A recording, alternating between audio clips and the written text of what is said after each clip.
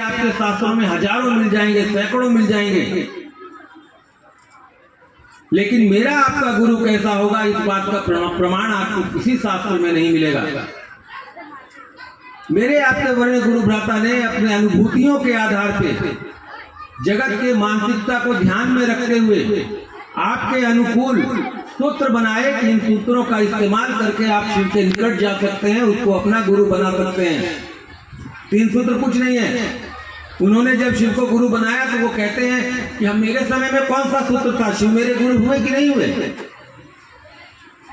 3 सूत्र हमको आपको सिर्फ इसलिए दिया उन्होंने कि मेरा आपका मन उस शिव के नजदीक रहे, आपको बार बार शिव याद आते रहे, आपकी स्मृति में शिव बना रहे, इसीलिए कहा कहो उसको अपने गुरु शिव से दया करें।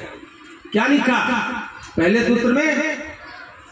लिखा है, पढ़िएगा, लिखा है अपने गुरु शिव से दया की याचना भाव जागरण की अनुपम विधा है। इसका मतलब है जिन्होंने सूत्र बनाए उनको बढ़िया से मालूम था कि मेरे आपके अंदर भाव नहीं है। भाव है किस चीज के लिए है? पति के लिए है, बेटी के लिए है, बेटा के लिए है, मेरा घर के लिए है, मेरे पैसे के लिए है, गुरु के लिए नहीं। तो गुरु के लिए भाव कैसे पैदा होगा? ठीक वैसे ही पैदा होगा जैसे किसी महिला के मन में अपने पति के लिए भाव पैदा हुआ।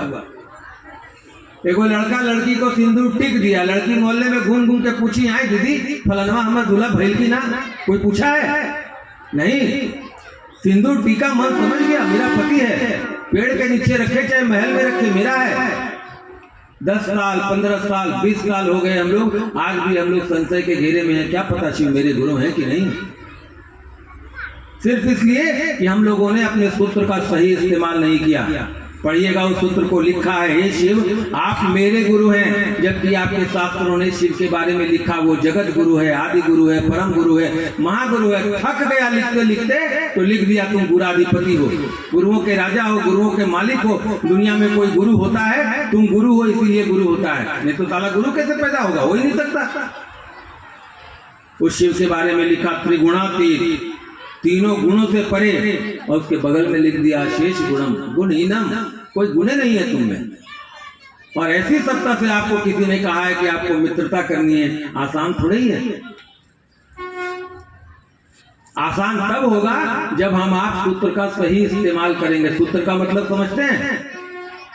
आपका बेटा बेटी स्कूल में पढ़ता होगा या आप भी पढ़े होंगे, तो देखिएगा कोई भी सवाल गणित का बिना सूत्र के नहीं बनता। सूत्र सही होता है तो 2 मिनट में गणित बन जाता है, सूत्र नहीं सही इस्तेमाल करता है तो पूरा जीवन में उसका एगो गणित नहीं बनता है। मेरे आपके जीवन का गणित भी सही सही बने, उस गुरु का आश्रय हमको सही सही मिले, इसीलिए आपको 3 सूत्र मिला। 3 सूत्र का और कोई काम नहीं है। 3 सूत्र के इस्तेमाल से उन्होंने कहा कि आप अपने उस शिव के नजदीक जाने की कोशिश कीजिए, जिसका परिणाम आपके जीवन में सुंदर होगा। अब लोग पूछेंगे कैसे होगा? आपके शहर में, आपके गांव में घटनाएं घटती हैं, आप लोग ध्यान नहीं देते हैं। शिव का मंदिर है, उसके बगल से नालियां बह रही है, गंदा पानी, मल मूत्र सब बह रहा है। यहाँ बैठे हैं आप लोग 100-150 लोग, अभी गलती से वो गंदी नालियों से होता हुआ एगो सांप शिवलिंग पर चढ़ जाए, आप लोग क्या करिएगा? लावा दूध नहीं खिलाइएगा? इलाके में शोर नहीं होगा कि शिवलिंग पे महादेव प्रकट हो गए, सांप चढ़ गया?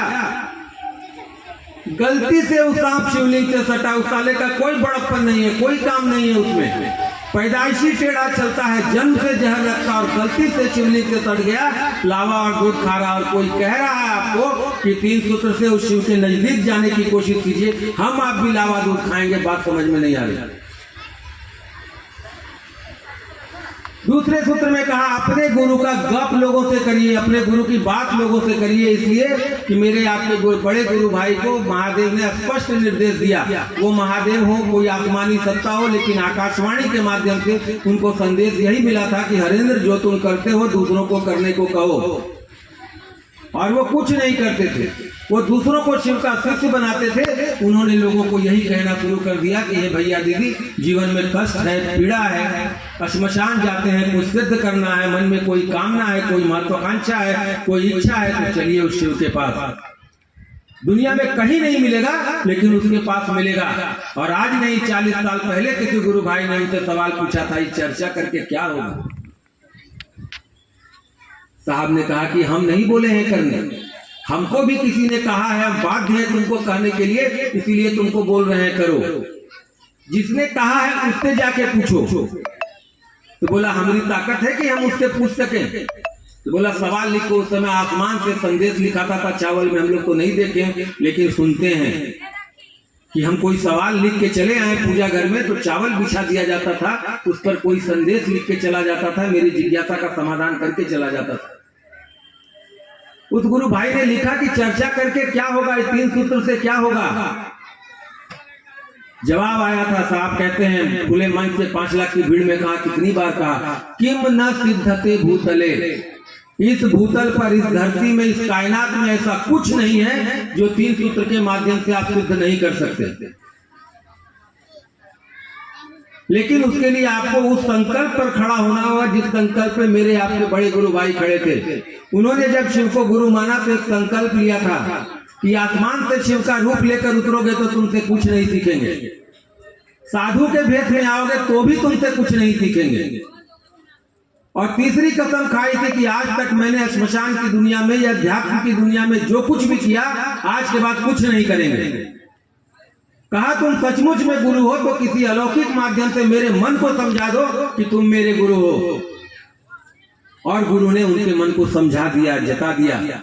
इसीलिए पहले सूत्र में साहब बार बार कहते हैं कि दया मांगनी है तो इस बात के लिए दया मांगो कि हे महादेव, आप सचमुच में गुरु है तो मेरे मन को समझा दीजिए कि आप मेरे गुरु हैं। अभी गुरु बहन लोग कह रही थी चर्चा में कि महादेव इतनी दया कीजिए कि हम आपके आदेश पर खड़े हो सके, आपकी बात कर सके। काहे बोलते हैं ये बात?